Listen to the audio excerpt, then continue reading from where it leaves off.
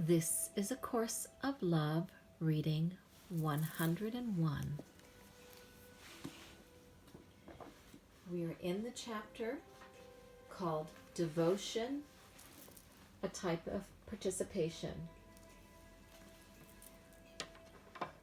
An attitude of invulnerability is necessary now. It is not arrogance or a means by which to flirt with risk or danger. It is simply your reality. During the time of tenderness, you may feel vulnerable, but the time of tenderness is a time of healing, and as you are healed, you will realize you are no longer vulnerable to be wounded. Fear of being wounded, physically, mentally, emotionally, and spiritually, has kept you from engaging with life. Being healed and recognizing your own state of being healed is a key purpose of the time of tenderness. You cannot realize your true identity while you hang on to the wounds of any kind. All wounds are evidence of your belief that you can be attacked and hurt. You have not necessarily seen disappointments as attack or hopelessness as hurt, but you do feel these emotions as wounds. While you think you can remain disappointed or disillusioned, you will not be vulnerable. There is always, behind every disappointment or delusion, every attack and every hurt, a person you believe acted towards you without love. While you believe feelings of lack of love come from anywhere but within, you will not be invulnerable. A realization of your invulnerability is not necessary in terms of use, but in terms of service. Those who claim invulnerability and use it as a test of fate or an excuse to challenge the mighty forces of humanity or nature will eventually lose the game they play.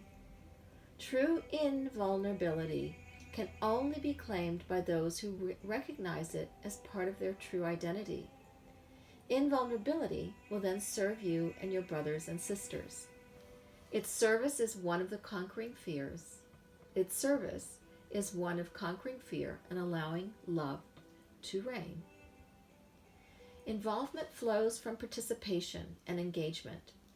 While it may conjure up notions of joining movements or parties or of making social contributions, pure joining is its objective. The first joining comes from within, and it is putting into practice the lessons of joining mind and heart in wholeheartedness.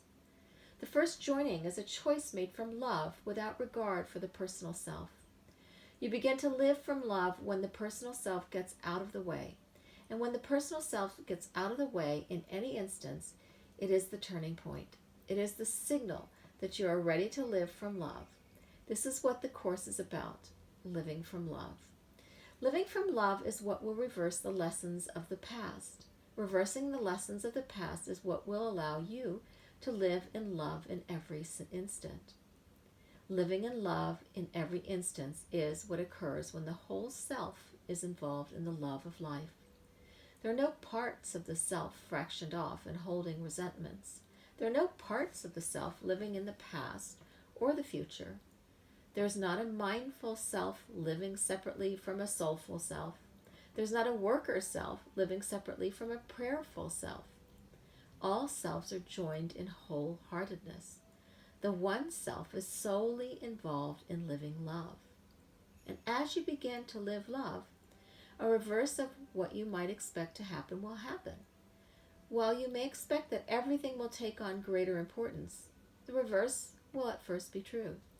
You will see little in what you do that matters. You will wonder why you are unconcerned about many of the things you have been concerned about previously.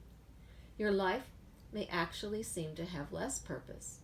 You may begin to wonder what to do. You will almost certainly question what you do for a living. You will question many patterns and habits. This is unlearning taking place. It may feel frustrating and be tinged with anxiety, anger, confusion, perplexity, even rage. You will doubt that these are the proper feelings of a person living love. Yet they are common feelings of unlearning and should be accepted as such. You will learn that while some things you have done and will continue to do may not matter, they may still be done with patience, grace, and love. You will learn that other things you have done, beliefs you have held, patterns and habits that that have occupied you will not accompany you into your life of love. These you will leave behind. And this was reading number 101. Devotion is a type of participation. Very interesting, talking about how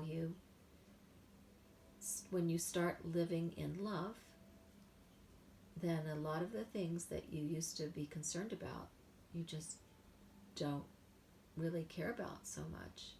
And you may still go about certain actions and some beliefs and actions and habits you may just simply drop. So it may feel odd, but becoming new and doing things in a new way will at first feel uncomfortable because it's not what you're used to. But after a while you realize you were like that baby that enjoyed being in their poopy diaper because it was warm and comfortable. But thank goodness that mommy changes him out of that poopy diaper, because otherwise you would start really feeling pain. Hope you can laugh at that analogy, but there's something to it. All right. Enjoy today with love and blessings.